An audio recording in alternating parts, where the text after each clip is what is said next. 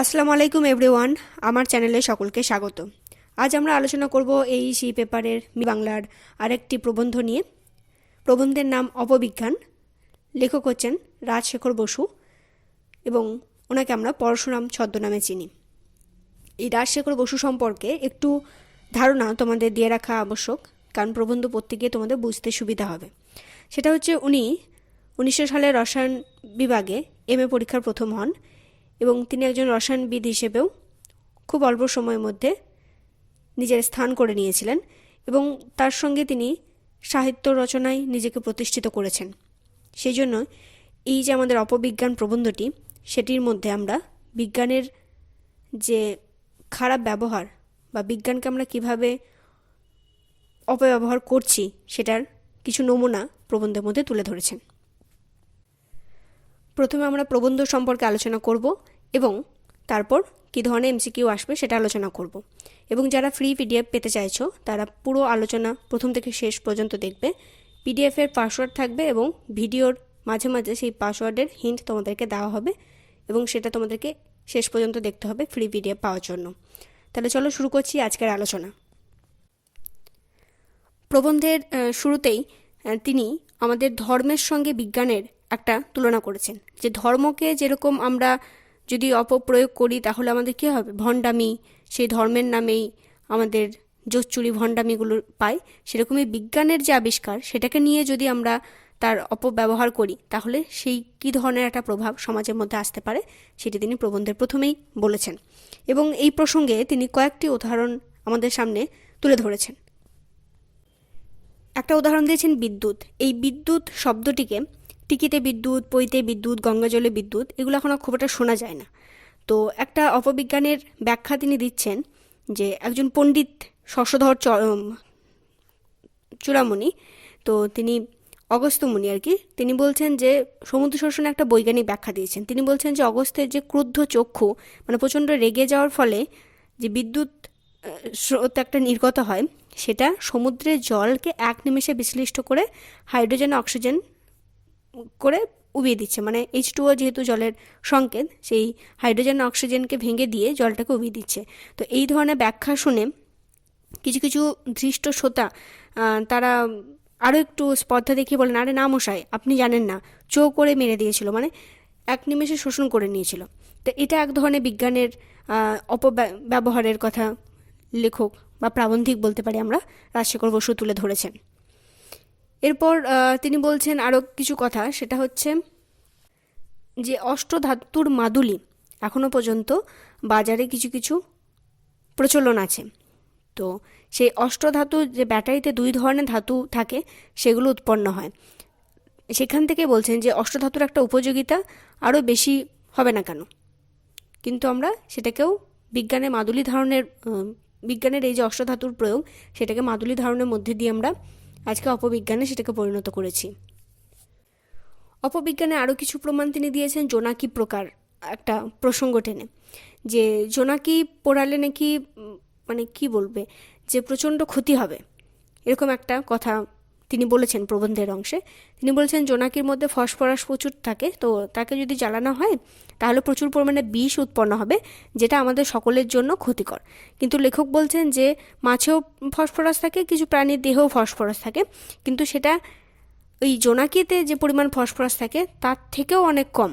সুতরাং সেগুলো যদি আমাদের জন্য নিরাপদ হয় তাহলে জোনাকি পোড়াটাও তেমন কোনো ব্যাপার নয়। কিন্তু এই ধরনের একটা অপবিজ্ঞানও সমাজে প্রচলিত আছে। বিজ্ঞানের আরেকটা শব্দ গাটা পারচা। এই শব্দটা মনে রাখবে, এটা দিয়ে প্রচুর প্রশ্ন আসে। তো গাটা পারচা একটা মুখরোচক শব্দ, সেটাকে আমরা এখন ফাউন্টেন পেন, চিরুনি, চশমার ফ্রেম প্রভৃতি বস্তুতে যে উপাদানগুলো থাকে সেটাতে আমরা নির্বিচারে সকলে গাটা পারচা বলি, কিন্তু এই গাটা পারচা আসলে হচ্ছে যে রবারের যে বৃক্ষ থাকে সেখান থেকে যে রস নির্গত হয় সেটাই হচ্ছে গাটা পারচা। এবং বৈদ্যুতিক তারের আবরণ, জলরোধক বার্নিশ করা, ডাক্তারি চিকিৎসাতে এর পাত ব্যবহার করা হয়, কিন্তু সাধারণ লোকে একে গাটা পারচা বলে, সেটা অন্য বস্তু। মানে এটাও বিজ্ঞানের একটা শব্দ, সেটাকে আমরা অপপ্রয়োগ করে নিজেদের মতো শব্দ বানিয়ে নিয়েছি। লেখক আরও একটা শব্দ প্রয়োগ করছেন যে রবারের সঙ্গে যদি গন্ধক মিশিয়ে দেওয়া হয় তাহলে ইওয়ানাইট বা ভলকানাইট প্রস্তুত করা হয়। এটাকে বাংলায় বলা হচ্ছে কাজ করা। ঠিক আছে, সেই কাজ করার মূল অর্থ হচ্ছে কাছিমের খোলা। সেটাকে ইভনাইট স্বচ্ছ নয়, কিন্তু এটাও আমাদের আজকাল এই ফাউন্টেন পেন, চিরুনি প্রভৃতি প্রস্তুতিতে ব্যবহার করা হয়। এছাড়াও তিনি বলছেন যে স্বচ্ছ এবং শৃঙ্গবৎ যে পদার্থ থাকে বাজারে চলছে, যেমন সেলফোন, ভিসকোজ, তারপর ব্যাকেলাইট ইত্যাদি, এই যে প্রস্তুত যেগুলো দিয়ে করা হয়, তারপর নকল রেশম, নকল হাতির দাঁত, নানা রকম বার্নিশ, বোতাম, চিরুনি প্রভৃতি শব্দ, সেই সব শৌখিন জিনিসও এই বস্তু দিয়েই প্রস্তুত করা হয়। আর একটা কথা বলছেন যে মানুষের মধ্যে আরেকটা ভ্রান্তি ধারণা, সেটা alpaca sari. Alpaca sari actually রেশমের একটা কাপড়, কিন্তু আলপাকা শাড়িতে মানে পশমের কোনো কিছুই নেই, এটা কৃত্রিমভাবে প্রস্তুত করা হয়েছে। এটা একটা ভ্রান্তি শব্দ আমাদের মধ্যে ছড়িয়েছে। টিন শব্দের অপপ্রয়োগ আমরা ইংরেজদের কাছ থেকে শিখেছি। এই টিন বলছে যে আমাদের বাংলায় যেটাকে বলা হয় রাঙের প্রলেপ দেওয়া পাত, তো সেখান থেকে প্রস্তুত হয়, যেটা কেরোসিনের টিন বলি আমরা। ঘর ছাওয়ার জন্য ক্যারোগেটের লোহার দস্তার লেপ দেওয়া হয়, মানে প্রলেপ যেটা দেওয়া হয়, সেটাকেও আমরা টিন আখ্যা দিয়েছি। মানে এই সব কিছুকেই যেরকম দেখতে সেটাকে আমরা টিনের মতো বলে ধরে নিয়েছি। এছাড়াও তিনি সাইকোলজির দিক দিয়ে অপবিজ্ঞান কিভাবে প্রয়োগ করা হয়েছে সেটাও তিনি এই প্রবন্ধের মধ্যেই দেখিয়েছেন। মনোবিদ্যার ওপর লোকে বলছে যে সাইকোলজিক্যাল মোমেন্ট, সেখান থেকে এই যে সংবাদপত্র, বক্তৃতা, এগুলোতে অসংখ্য এই শব্দটা ব্যবহার করা হয়। কিন্তু আরেকটা শব্দ চলছে যে কমপ্লেক্স, তো অমুক লোকের ভিড় বা অন্যের অনুগত, সেটাকেও বলছে ইনফিরিয়রিটি কমপ্লেক্স। তো অমুক লোক সাঁতার দিতে ভালোবাসে, তো সেটা তার ওয়াটার কমপ্লেক্স, কিন্তু সেটা মোটেও সেই শব্দ নয়, আমরা নিজেদের মতো সেটাকে ব্যবহার করেছি। এবং তিনি বলছেন যে বিজ্ঞানীর দুর্ভাগ্য, তিনি মাথা ঘামাইয়া যে পরিভাষা রচনা করেন, সাধারণ তাহা কারিয়া লইয়া অপপ্রয়োগ করে। মানে বিজ্ঞানের লোক তারা একটা শব্দ ব্যবহার করছেন, খুব বহু কষ্টে সেটাকে বাংলায় আমাদের আনা হচ্ছে। যদি তোমরা ক্লাস 10-এ বাংলা ভাষায় বিজ্ঞান প্রবন্ধটি পড়ে থাকো, সেখানে দেখবে যে এখনও অসংখ্য শব্দ আছে বিজ্ঞানের, যেগুলো বাংলার সরাসরি কোনো শব্দই পাওয়া যায়নি, কিন্তু সেটাকে নিয়েও আমরা অপবিজ্ঞান অপপ্রয়োগ করছি। তো সেরকমই একটা বলছেন যে আমরা মাথা ঘামিয়ে, মানে বিজ্ঞানীরা মাথা ঘামিয়ে যেসব সাধারণ শব্দ ব্যবহার করছেন, সেটাকে আবার আমরা নিজেদের মতো করে নিয়ে সেটাকে অপপ্রয়োগ করছি, বিকৃতি করছি। তিনি আর একটা কথা বলছেন যে বিজ্ঞানের লক্ষ্য হচ্ছে যে বিষয়গুলো জটিল আছে সেগুলোকে সরল করা, সেগুলোর সঙ্গে একটা যোগসূত্র সাদৃশ্য আমাদের মধ্যে খুঁজে বের করা। তারপরে কোনো একটা ঘটনাকে কেন্দ্র করে সেই ঘটনাতে কেন এরকম হচ্ছে সেটা বিজ্ঞান আবিষ্কার করতে পারে, কিন্তু সেটা জবাব দিতে পারে না। গাছ থেকে ফল পড়ে, সেটা কারণ হিসেবে আমরা বলছি পৃথিবীর আকর্ষণ, কিন্তু কেন ফল পড়ে সেটা কিন্তু আমরা এখনও জানি না। জানতে পারলেও সেটা আবার নতুন সমস্যা তৈরি হবে। আমরা জড়ের মধ্যে এই যে মহাকর্ষ বা আকর্ষণ বল, সেটাকে বলছি গ্র্যাভিটেশন। তো এই গ্র্যাভিটেশন যে সূত্র, সেটা নিউটন আবিষ্কার করেছেন, ল অফ গ্র্যাভিটেশন নিয়ে। এটা মহাকর্ষের নিয়ম, কিন্তু এই আকর্ষণের কারণ কি সেটা কিন্তু উল্লেখ করেননি। তারপর বলছেন মানুষ মাত্রই মরবে, মানে মানুষ মরণশীল, কিন্তু কেন মরণশীল সে মরত্ব নিয়ে কিন্তু কোনো আবিষ্কার এখনো পর্যন্ত হয়নি। কেন মরবে সেটা বিভিন্ন কারণে হতে পারে। প্রাবন্ধিক বলছেন যে বিজ্ঞান বারবার সতর্ক করেছে এটা বলে যে যে বিষয়গুলো ঘটছে সেটা প্রাকৃতিক নিয়মের আবিষ্কার, সেটা ঘটনা, ঠিক আছে, ঘটনার কারণ নয়। কিন্তু তাই আমরা এই যে ঘটনা পরম্পরায় নিজেদের মতো কিছু বানিয়ে নিচ্ছি, সেটা ঠিক নয়। এবং প্রবন্ধের মোটামুটি সারমর্ম এটাই যে বিজ্ঞানের প্রসারের সঙ্গে সঙ্গে ভণ্ড স্বার্থবাজেরা কীভাবে মানুষের প্রতারণার কৌশলের পরিবর্তন ঘটিয়েছেন। মানুষ এখন বিজ্ঞানের ব্যাপারে শ্রদ্ধাশীল, কিন্তু সেই পুরনো কুসংস্কার, প্রচলিত বিধিগুলোর পেছনে ছদ্ম বিজ্ঞানের ব্যাখ্যাকে সাজিয়ে কিভাবে মানুষের ওপর একটা বিশ্বাস উৎপাদন করেছেন সেটা তিনি দেখিয়েছেন। এছাড়াও তিনি দেখাচ্ছেন যে বিজ্ঞানের মোড়কে যে কুসংস্কারগুলো আছে তার যথার্থ বৈজ্ঞানিক ব্যাখ্যা কী, এবং মানুষের সেই ভ্রান্তিগুলো দূর করে এই অপপ্রচেষ্টার একটা প্রতিরোধ করার চেষ্টা করেছেন এই প্রবন্ধের মধ্যে। তাহলে মোটামুটি সারমর্ম এই প্রবন্ধ আমি টেলিগ্রাম গ্রুপে দিয়ে দেবো। অবশ্যই তোমরা ভিডিওটা শেষ পর্যন্ত দেখবে কোশ্চেনের উত্তরগুলো, আনসার ফ্রি পিডিএফ পাওয়ার জন্য। এমসিকিউতে অবশ্যই প্রথমে রাশিক বসু জন্ম মৃত্যু মনে রাখবে। জন্ম হচ্ছে 1880, মৃত্যু 1960। রাশিক বসুর ছদ্মনাম, এটা কিন্তু প্রিভিয়াস ইয়ারের কোশ্চেন, তোমরা স্টার দিয়ে নেবে। ওনার ছদ্মনাম হচ্ছে পরশুরাম, পড়ানোর সময় বলেছি। এই যে আমাদের প্রবন্ধ, সেটা নেওয়া হয়েছে লঘুগুরু প্রবন্ধ থেকে, সেটাও তোমরা নোট করে নিও। অপবিজ্ঞান আসলে কি না, একটা বিকারগ্রস্ত বিজ্ঞান, সেটাকে অপবিজ্ঞান বলেছেন। পরের প্রশ্ন আসবে চলন্তিকা কি। এই যে রাজশেখর বসু বা পরশুরাম যাই বলি না কেন, তিনি একটি বাংলা অভিধান রচনা করেছিলেন, সেটার নামই হচ্ছে চলন্তিকা। অপবিজ্ঞান রচনাটি উৎস আগেই বললাম, এটা লঘুগুরু প্রবন্ধ গ্রন্থ থেকে গৃহীত হয়েছে। এখানে ছিল অষ্টধাতুর মাদুলি ব্যবহার করার প্রসঙ্গ, একটা পড়ানোর সময় বলেছি। তো সেই অষ্টধাতুর মাদুলিতে কী কী অষ্টধাতু থাকে, সেটা হচ্ছে সোনা, রূপা, তামা, সীসা, পেতল, কাঁসা, রাং এবং লোহা। নেক্সট কোশ্চেনটা তোমরা স্টার দেবে। আলপাকা বলতে কি বোঝো, এটা প্রিভিয়াস ইয়ারের কোশ্চেন, সেটা হচ্ছে রেশম। পরের প্রশ্ন আসতে পারে বিজ্ঞান চর্চার ফলশ্রুতি কি, মানে বিজ্ঞান চর্চার ফলে কি হয়েছে না, প্রাচীন যে অন্ধকার সংস্কারগুলো ছিল সেগুলোর অপসারণ হয়েছে।